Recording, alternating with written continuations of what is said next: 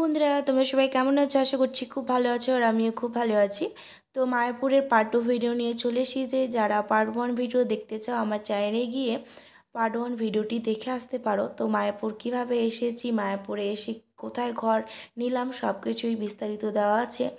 তো চলো এখন আমরা এসেছি মায়াপুর ইস্কন মন্দিরে। তো যেই মন্দিরটা নতুন তৈরি হয়েছে সেই মন্দিরের কতদূর কাজ মানে আছে বা কী কী কাজ হয়েছে সব কিছুই তোমাদেরকে ঘুরে ঘুরে দেখাবো। এটা হচ্ছে তিনটে চূড়া দেখতে পাচ্ছ, এই তিনটে চূড়ার মধ্যে ঠাকুর থাকবে। আর এখানেই হচ্ছে তোমার সন্ধ্যা আরতি বলো, দুপুরের ভোগ বলো, সকালে আরতি বলো, সব কিছুই হবে। আর এখানে আমরা একটু ঘুরে ঘুরে দেখাচ্ছিলাম যে দেখো কত মোটা মোটা পিলার, তার উপরে আবার কত সুন্দর কাজ করা আছে। তার মধ্যে আমিও হালকা পাতলা কিছু ছবি তুলে নিলাম। আর এইখানে কি না, যখন দুপুরের আরতি হয় সেই সময় এই গেট খোলা হয় মানে ঘুরে দেখানোর জন্যে। তো নতুন মন্দির দেখতে আসলে আবার পুরনো মন্দির দেখা হয়ে ওঠে না, কিন্তু আমরা সব দিকে ম্যানেজ করব বলে নতুন মন্দিরটাও মানে পুরোটা ঘুরে দেখেছি। তারপরে আবার তাড়াহুড়ো করে গিয়ে আমরা দুপুরের আরতি মানে যেখানে এখন মেন মন্দির সেখানে গিয়ে দুপুরের আরতি দেখেছি। তো সবটাই সম্ভব, কেননা এখন আমরা ইয়াং আছি, তো বয়স্ক মানুষরা তো এত দ্রুত হাঁটাচলা করতে পারবে না। তাই তোমাদেরকে একটু সময় নিয়ে আসতে হবে। আর আমরা পুরোটা কমপ্লিট করেছি মাত্র একদিনের মধ্যে। আমাদের মতন তোমরা যদি দ্রুত মানে দৌড়ে দৌড়ে সব কিছু দেখতে চাও বা দেখতে পারো তাহলে একদিনের মধ্যে কমপ্লিট হয়ে যাবে। আর এখানে তোমরা দেখতেই পাচ্ছ উপর থেকে আমি কত তাড়াহুড়ো করে নামছি, কেননা এত তাড়াহুড়ো করে না নামলে আমরা মিস করব দুপুরের আরতি দেখতে। আর এটাই আমার সব থেকে আমি মানে আকর্ষণ আমার আছে যে আমি আরতি দেখব, কেননা আরতির সময় এত সুন্দর কীর্তন হয় আর কীর্তনে এত সবাই নাচ করে, সেটা দেখার জন্য আমি এত দূর থেকে আরও বিশেষ করে ছুটে এসেছি। আর কীর্তনের প্রত্যেকটা গান আমার খুব ভালো লাগে, আর কীর্তনের গানে আমার নাচ করতেও ইচ্ছে করে। তো সেটা অনেক দিনের শখ ছিল, নাচ করব। তো দেখা যাক আমি নাচ করি কিনা, সবটাই ঘুরে দেখাবো। আর বাইরে থেকে তো দেখো চূড়াটা এত সুন্দর লাগছে। আর হচ্ছে দেখো বাইরের ভিউটা দেখো, রাজপ্রাসাদ, রাজপ্রাসাদও ফেল, এত সুন্দর কাজ। তো চলো বেশি দেরি না করে আমরা চলে এসেছি আসল জায়গায় দুপুরের আরতি দেখার জন্য। তো বড়মশাই দেখো নিজেও দেখছে, তোমাদেরকেও ঘুরে ঘুরে দেখাচ্ছে। বাইরের দিকটা এরকম। এত বড় মন্দিরটা বন্ধুরা, 10,000 লোকের সমাগম হবে একবারে। 10,000 লোক প্রবেশ করতে পারবে এই মন্দিরের ভিতরে। তো চলো গল্প করতে করতে চলে এসেছি মেন মন্দিরের সামনে, এই যে প্রবেশ কাউন্টার। তার আগে অনেক বড় লাইন দিতে হবে আমাদেরকে। তার আগে আমাদেরকে ফোন, তারপরে ব্যাগ এসব জমা দিয়ে আসতে হবে। তো সব কিছু জমা দিয়ে আমরা চলে এসেছি। তো এখন এই যে দেখো মন্দিরের মধ্যে ঢুকবো, আর মন্দিরের মধ্যে ফোন নিয়ে যাওয়া অ্যালাউ নেই, তার জন্য আমরা নিয়ে যেতে পাইনি। আর সবার শেষে হয়েছিল কি, আমরা একটু সময় পেয়েছিলাম আর এইদিকে আমাদেরকে দুপুরের খাওয়ার আবার সময় দিয়েছে তোমার 1টা থেকে না 12টা থেকে 2টো অবধি।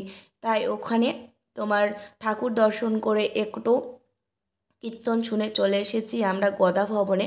আমাদের গদা ভবনের টিকিট কাটা ছিল খাওয়ার জন্য। তো এখানে দেখো সবাই লাইন দিয়ে খাবারটা নিয়ে নিয়েছি। প্রথমে দিল থালা, তারপরে একে একে সব খাবার দিয়ে দিল। একটা ছিল ঘন্ট, পনিরের রসা, না পনিরের রসা, তারপরে হচ্ছে ভেজ ডাল, পায়েস আর একটা রুটি। তো এত সুন্দর ছিল না খাবারটা। সকাল থেকে আমাদের তো সেরকম খাওয়া দাওয়া হয়নি, তাই পেট পুড়ে খেয়েছি আর দুবার করে নিয়েছি। তো এখানে আমরা হাত ধুলাম, আর এখানে বাসনপত্রগুলো মাজা হচ্ছে, এই যে দেখো। তো সব কিছু করে এখন আমরা ঘুরে ঘুরে দেখব এখান থেকে কি নেওয়া যায় সবার জন্য, আর আমি কি নেব। আর এখান থেকে বন্ধুরা বলতে গেলে সবার জন্য অনেক কিছুই নিয়েছি, সব কিছু শেয়ার করব তোমাদেরকে। তার জন্য আমার সাথে থাকতে হবে আর আমার প্রত্যেকটা ভ্লগ দেখতে হবে। তো এখানে আমি চলে এসেছি, এটা মায়াপুরের মধ্যে গদা ভবনের কাছে এই দোকানগুলো ছিল। তো সেখান থেকে আমি দেখে নিচ্ছি যে আমি এখান থেকে কী নেব। যখন এই কালারটা বড়মশাই বলেছিল কি না, নীল কালো যেটা দেখছো, এটা যখন বড়মশাই বলে যে তোমাকে ভালো লাগছে, তো আমি না অতটা ভালো লাগছে না, কেমন যেন কালারটা ক্যাটক্যাটা। যখন ভিডিওটা এডিট করছি তখন মনে হচ্ছে না সত্যি তো এই সাদা কালোটার থেকে ওটা অনেক ভালো লাগছে। তো ওই তোমার এই সাদা কালো যেটা ধরে আছে এটা তোমার 700 মতো দাম ছিল, সাথে ওড়না আর একটা ব্লাউজ পিস ছিল, আর ওটা তোমার 350 মতো ছিল। তো ওইসব দেখা করে আমরা চলে এসেছি বাইরের দিকে, ওখান থেকে কিছু নেওয়া হয়নি। তো বাইরে এসে আমরা রুমে এসেছিলাম একটু রেস্ট নিতে। রেস্ট নিয়ে আমরা আবার চলে এসেছি মন্দিরের ভেতরে। তো মন্দিরের ভেতরে আমরা দেখো তোমাদেরকে প্রভুর দেখা মানে দিয়েছি, এখানে দরজাটা খোলা ছিল মেন গেটের, আর বাইরে থেকে বড়মশাই ভিডিও করেছে, তো তোমাদেরও দর্শন হয়ে গেল। রাধে রাধে, রাধে কৃষ্ণ। তো চলো কি সুন্দর লাগছে দেখতে। তো এখন এটা বিকেল সময় হয়ে গেছে, তোমরা দেখে বুঝতে পারছো কি না পারো না, কেননা পুরোটা সময় আমরা তোমার মন্দিরের মধ্যেই ছিলাম, মানে টাইম একটু নষ্ট করিনি, আমরা প্রত্যেকটা জায়গা ঘুরে ঘুরে দেখেছি। তো এর পরের পার্টে চলে আসবে তোমার গোশালা। তো এই পার্টে তোমাদেরকে গোশালাটা ঘুরে দেখাতে পারবো না। তারপরে পরের পার্টে চলে আসবে তোমার গীতা, মানে গীতা মেলা। আমরা যখন এসেছিলাম তখন গীতা মেলা হয়েছিল, আর এই জায়গাটায় গাড়ি রাখা হয় সেটাও তোমাদেরকে ঘুরে ঘুরে দেখিয়ে দিলাম। তোমরা যদি নিজস্ব গাড়ি নিয়ে আসতে চাও তাহলে কোনো অসুবিধা নেই, তোমার গাড়িতে কেউ হাত দেবে না। টিকিট করে গাড়ি মন্দিরের ভেতরে ঢুকিয়ে দিতে হবে, আর মন্দিরের ভেতরে অনেক বড় জায়গা আছে।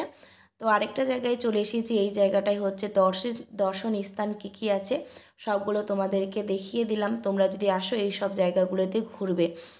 তো দেখো ইস্কন মন্দিরটা এরকম হবে, সেটাই তোমাদেরকে দেখালাম।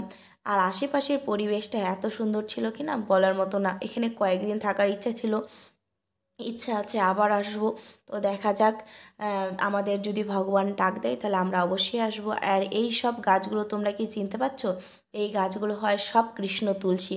তো দেখো সবাই বিকেলে এখানে কত আড্ডা দিচ্ছে, বসে আড্ডা দিচ্ছে, কেউ ছবি তুলছে, কেউ ভিডিও করছে, তো অনেকে অনেক কাজ করছে। তো খুব সুন্দর একটা পরিবেশ বন্ধুরা, মায়াপুর মায়া ভরা জায়গা।